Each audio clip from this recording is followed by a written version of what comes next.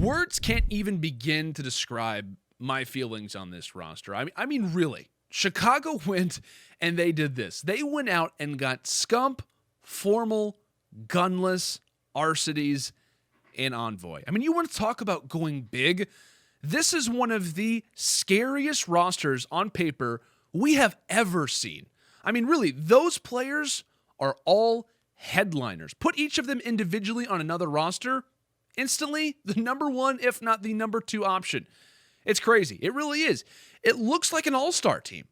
It looks like one of, if not, almost feels like an all-star team too. But I hope that it doesn't feel like an all-star team. Because as scary as this team is, because they are scary, no question about it, I think it is incredibly understandable to be nervous about this team working together. Let me give an example.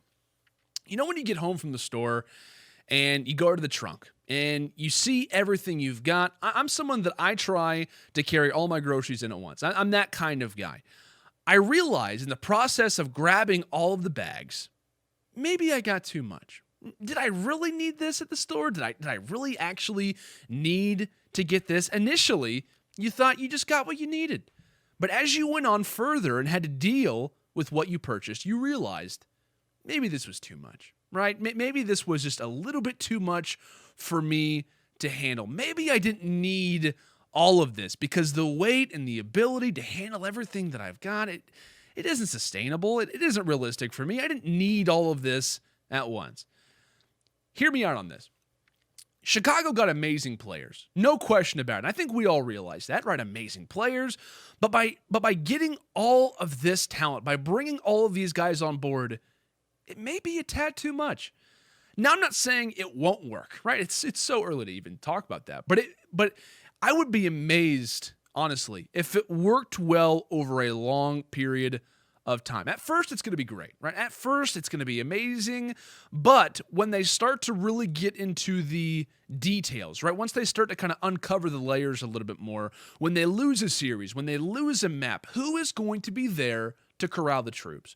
Or who's going to be there to keep the spirits high, if you will? Because you've got talent, right? All of these guys realize who they are, but not all of them have had to take a back seat. Not all of them have had to pretty much put their best interest aside for somebody else, to allow for someone else to be the lead. And speaking of lead, I like all of these guys. And like I said, one thing for me that I instantly noticed, and one thing that I think will be the most interesting part about this roster is the way they communicate, right? And how that affects their communication in terms of their personalities. How is that going to mesh? And will it mesh properly? Because like I said, from a communication standpoint, Arcides is known as being a vocal person, known as being an IGL. Gunless is known as being vocal, sometimes an IGL. Scump is known as being vocal. Formal has been known to speak a lot, be an IGL. On prior teams, Envoy has been very much one of the more vocal players on his team, sometimes the IGL. You really do have 5 players that all come from a background of liking to talk, liking to speak. And you may say, well, that's fine, right? What's the problem? You have 5 guys that really want to speak. Shouldn't that be fine? Shouldn't that work well? Not always. Not always is that good. Splice at the start of Black Ops 4, known as a very vocal team, had a great first 2 events. One slow event happens, roster change. They even had to bring in a substitute because of all the internal problems.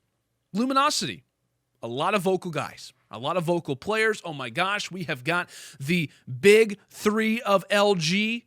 The thing that I was talking about at the beginning of Black Ops 4, you have got Formal and Gunless together. You throw in John in the mix. How can this team lose?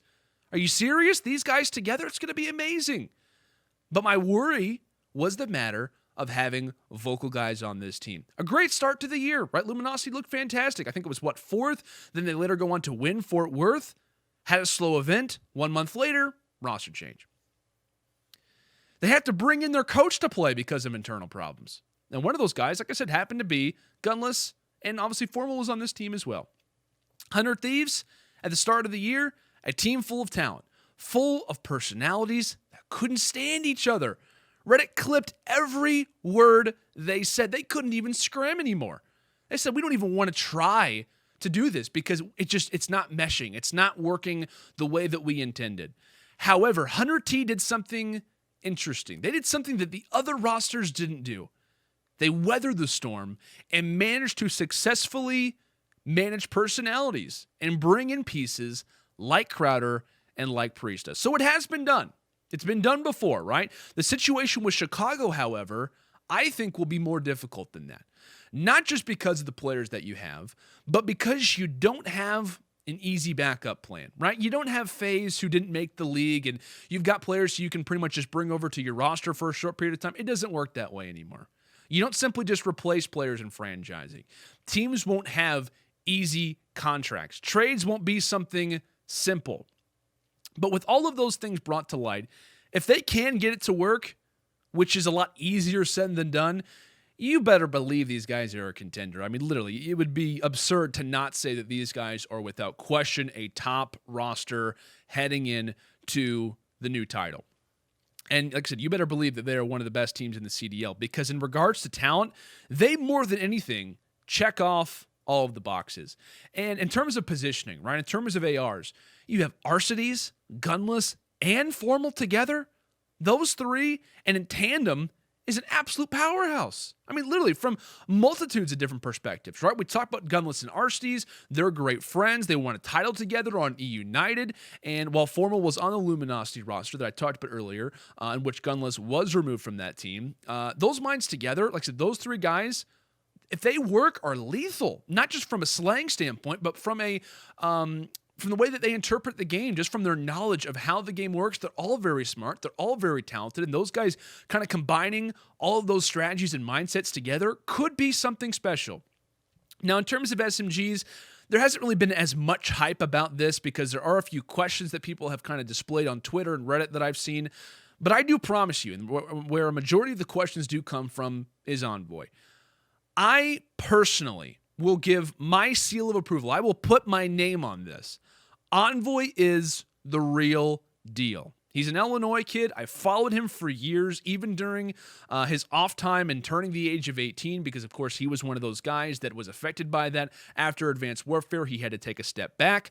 In that process, I watched him.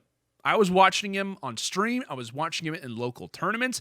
He was an absolute slayer. He's been consistent, and he's not just a one-title type player. I really do also look at Envoy, and I say this very carefully, right? I don't just say this just willingly. I look at Envoy almost like a young version of Scump. I really do. Both have an edge to them. Both have incredibly quick reactions. They both have a very good knack for the game, even at a younger age. They both come from talented rosters of young players. They're both given massive opportunities, even when they're at a younger age. Envoy was definitely more vocal in comparison to Scump whenever they were the same age, but they both are very similar to one another, and I hope that kind of similarity can actually work out to their benefit. I think if Scump realizes that if they start to kind of maybe realize their similarities to each other, Scump can obviously teach him a few things. And on topic of that, if you're Envoy, as the youngest player on this team with the least amount of experience, what an opportunity this is. I mean, literally, what an opportunity it is to have an opportunity to headline the future of what Hex and Chicago are looking to do, right? In the translation from Optic now to Energy, this is one of the biggest things that we have ever seen happen in Call of Duty Esports history, and you have the ability to help headline that. You're one of the guys that they brought in to say, you know what, we're restarting a brand, and we're looking at you to help do that on the Call of Duty side of things. You have an excellent opportunity to do that. And along with playing for a historical, I wouldn't necessarily say brand, but a historical kind of group of individuals, you also, one of those individuals, happens to be Scump, right? You get to play alongside this guy. Literally, in terms of the game, in terms of, just in general, you have the ability to play alongside the most well-recognized and historic player in Call of Duty Esports history. One of them, without question, in Scump. There's a given pressure to Envoy, but I think he'll learn from guys like Scump and Formal, etc. I think that he'll be someone who's open to that without question. I think he realizes the position that he's in. And on topic with that, I think that truly Scump will need to enter into more of a backseat position if this team realistically wants to work.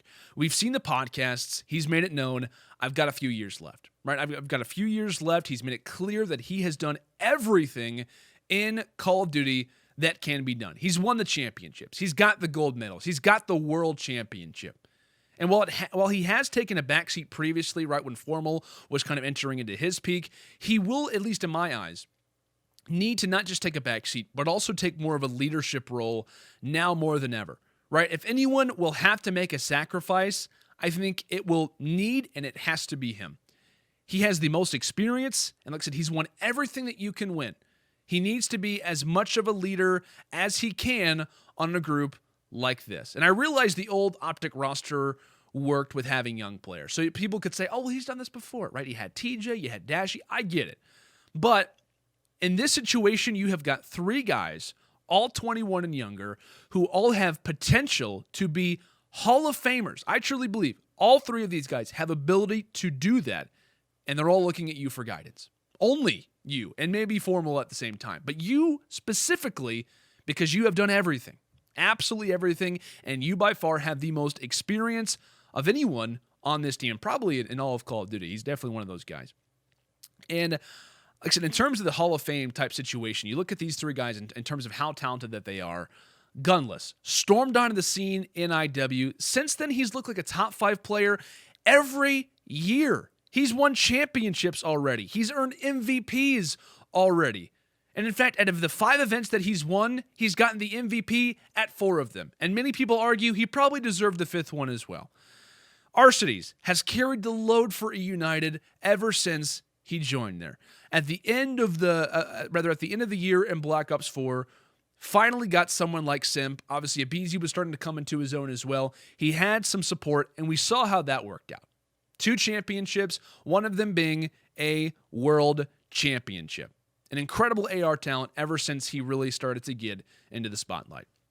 And with Envoy, stormed onto the scene after turning 18. His first real title in terms of Black Ops 4, instantly made himself known. Looked amazing on Midnight. Later joins Gen G, made Respawns their best game mode, and until the end of the year, maintained their ability to be the most consistent team in Black Ops 4. This roster has all the ability in the world, but it will be one of the most impressive things in Call of Duty Esports history that I have ever witnessed if they can manage all of these personalities and get this team where it has the potential to be. Every role looks good. Every role looks amazing, in fact. But is it too good? Are the personalities too high? Or rather, under the pressure of carrying the Optic torch to now Chicago, will the young guys be able to work together, and the veterans, will they be able to take hold of the young roster? Or will arguments and personalities, I should say, will they finally be able to withstand what has caused so many rosters issues in the past, right? Will veterans be able to take hold, or will arguments and personality clashes claim yet another star-studded roster?